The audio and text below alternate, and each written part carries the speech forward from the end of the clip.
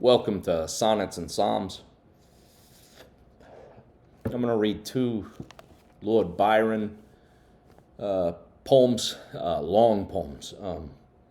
They aren't written in verse, but they're two beautiful poems about dreams, full of melancholy and sadness, true characteristic, in true characteristic Byron fashion. So I'm going to read them and stumble and stutter my way through them, and not be too overly concerned with mistakes that I make while reading, because I want to read them. So, without further ado, here's Lord Byron, The Dream and Then Darkness. Our life is twofold. Sleep hath its own world, a boundary between the things misnamed, death and existence.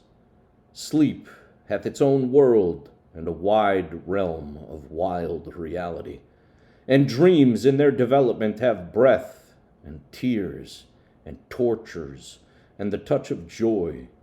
They leave a weight upon our waking thoughts.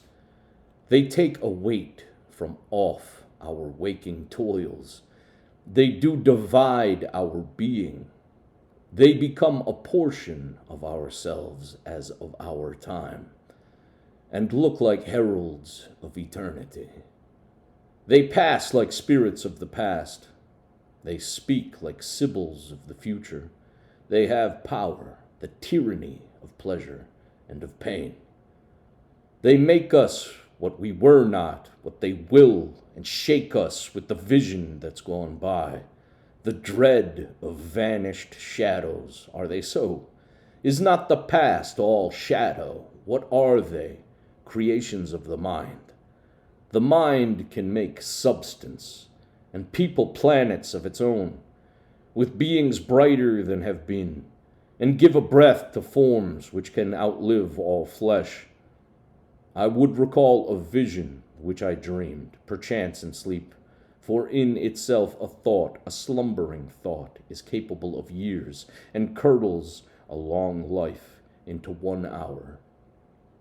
I saw two beings in the hues of youth, standing upon a hill, a gentle hill, green and of mild declivity. The last as 'twere the cape of a long ridge of such, save that there was no sea to lave its base, but a most living landscape, in the wave of woods and cornfields, and the abodes of men scattered at intervals, and wreathing smoke arising from such rustic roofs. The hill was crowned with a peculiar diadem of trees, in circular array, so fixed, not by the sport of nature, but of man. These two, a maiden and a youth, were there gazing, the one on all that was beneath, fair as herself, but the boy gazed on her. And both were young, and one was beautiful, and both were young, yet not alike in youth. As the sweet moon on the horizon's verge, the maid was on the eve of womanhood. The boy had fewer summers, but his heart had far outgrown his years, and to his eye there was but one beloved face on earth, and that was shining on him. He had looked upon it till it could not pass away. He had no breath, no being but in hers. She was his voice. He did not speak to her, but trembled on her words. She was his sight, for his eye followed hers and saw with hers, which colored all his objects. He had ceased to live within himself. She was his life, the ocean to the river of his thoughts, which terminated all upon a tone, a touch of hers. His blood would ebb and flow, and his cheek change tempestuously, his heart unknowing of its cause of agony. But she in these fond feelings had no share. Her sighs were not for him. To her he was even as a brother, but no more. 'Twas much, for brotherless she was, save in the name of her infant friendship had bestowed on him. Herself the solitary scion left of a time-honored race. It was a name which pleased him, and yet pleased him not. And why? Time taught him a deep answer when she loved another. Even now she loved another, and on the summit of that hill she stood, looking afar, if yet her lover's steed kept pace with her expectancy and flew. Looking afar, if yet her lover's steed kept pace with her expectancy and flew. A change came o'er the spirit of my dream. There was an ancient mansion, and before its walls there was a steed caparisoned with an antique oratory stood the boy of whom I spake. He was alone and pale, and pacing to and fro anon. He sat him down and seized the pen and traced words which I could not guess of. Then he leaned his bowed head on his hands and shook as 'twere with a convulsion, then arose again, and with his teeth and quivering hands did tear what he had written, but he shed no tears, and he did calm himself and fix his brow into a kind of quiet. As he paused, the lady of his love re-entered there. She was serene and smiling then, and yet she knew she was by him beloved. She knew, for quickly comes such knowledge, that his heart was darkened with her shadow. And she saw that he was wretched, but she saw not all. He rose, and with a cold and gentle grasp, he took her hand. A moment o'er his face a tablet of unutterable thoughts was traced, and then it faded as it came. He dropped the hand he held, and with slow steps retired, but not as bidding her adieu, for they did part with mutual smiles. He passed from out the massy gate of that old hall, and mounting on his steed he went his way, and ne'er repassed that hoary threshold more, and ne'er repassed that hoary threshold more. A change came o'er the spirit of my dream. The boy was sprung to manhood. In the wilds of fiery climes he made himself a home, and his soul drank their sunbeams. He was girt with strange and dusky aspects. He was not himself like what he had been. On the sea and on the shore he was a wanderer. There was a mass of many images crowded like waves upon me, but he was a part of all. And in the last he lay reposing from the noontide sultriness, couched among fallen columns, in the shade of ruined walls that had survived the names of those who reared them. By his sleeping side stood camels grazing, and some goodly steeds were fastened near a fountain, and a man clad in a flowing garb did watch the while many of his tribe slumbered around, and they were canopied by the blue sky, so cloudless, clear, and purely beautiful that God alone was to be seen in heaven. A change came o'er the spirit of my dream. The lady of his love was wed with one who did not love her better. In her home, 1,000 leagues from her native home, she dwelt, begirt with growing infancy, daughters and sons of beauty. But behold, upon her face there was the tint of grief, the settled shadow of an inward strife, and an unquiet drooping of the eye, as if its lid were charged with unshed tears. What could her grief be? She had all she loved, and he who had so loved her was not there, to trouble with bad hopes or evil wish or ill-repressed affliction her pure thoughts. What could her grief be? She had loved him not, nor given him cause to deem himself beloved, nor could he be a part of that which preyed upon her mind, a specter of the past. A change came o'er the spirit of my dream. The wanderer was returned. I saw him stand before an altar with a gentle bride. Her face was fair, but was not that which made the starlight of his boyhood. As he stood even at the altar, o'er his brow there came the self-same aspect, and the quivering shock that in the antique oratory shook his bosom in its solitude, and then, as in that hour, a moment o'er his face, the tablet of unutterable thoughts was traced. And then it faded as it came, and he stood calm and quiet, and he spoke the fitting vows, but heard not his own words. And all things reeled around him. He could see not that which was, nor that which should have been, but the old mansion, and the accustomed hall, and the remembered chambers, and the place, the day, the hour, the sunshine, and the shade, all things pertaining to that place and hour and her, who was his destiny, came back and thrust themselves between him and the light. What business had they there at such a time? A change came o'er the spirit of my dream. The lady of his love, oh, she was changed as by the sickness of the soul. Her mind had wandered from its dwelling, and her eyes, they had not their own luster, but the look which is not of the earth. She was become the queen of a fantastic realm. Her thoughts were combinations of disjointed things, and forms impalpable and unperceived, of other sight, familiar were to hers. And this the world calls frenzy, but the wise have a far deeper madness, and the glance of melancholy is a fearful gift.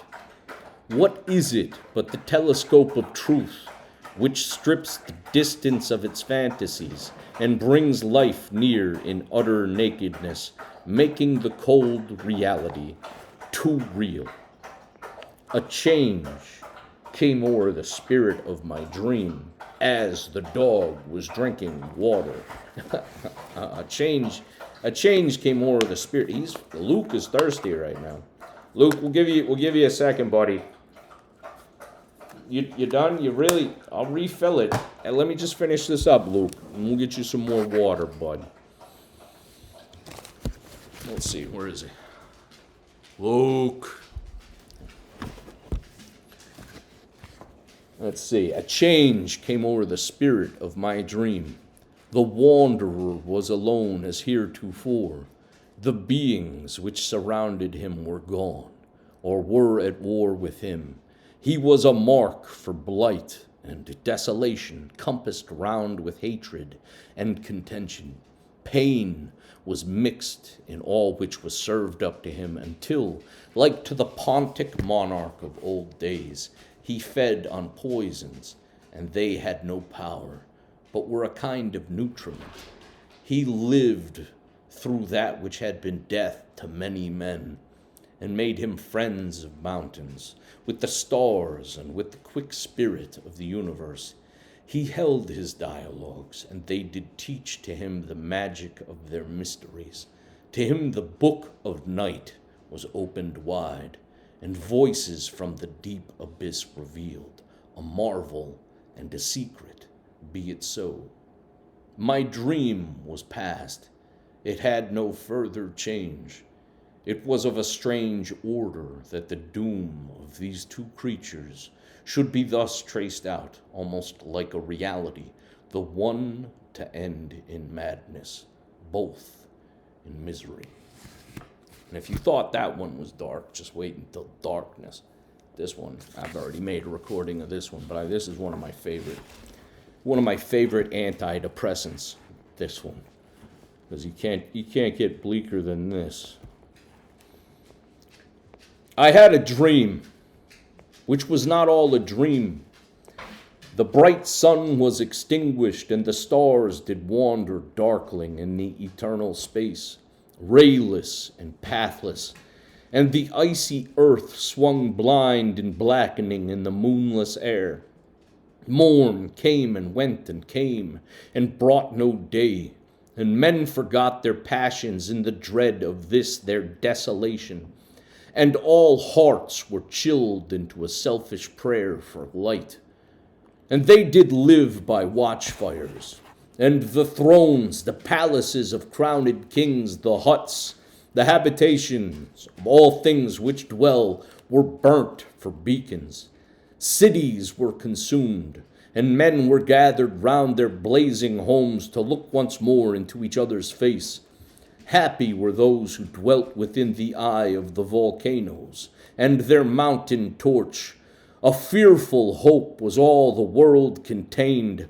Forests were set on fire, but hour by hour they fell and faded, and the crackling trunks extinguished with a crash, and all was black. The brows of men by the despairing light wore an unearthly aspect. As by fits the flashes fell upon them. Some laid down and hid their eyes and wept, and some did rest their chins upon their clenched hands and smiled, and others hurried to and fro and fed their funeral piles with fuel, and looked up with mad disquietude on the dull sky. The pall of a past world, and then again with curses cast them down upon the dust, and gnashed their teeth and howled.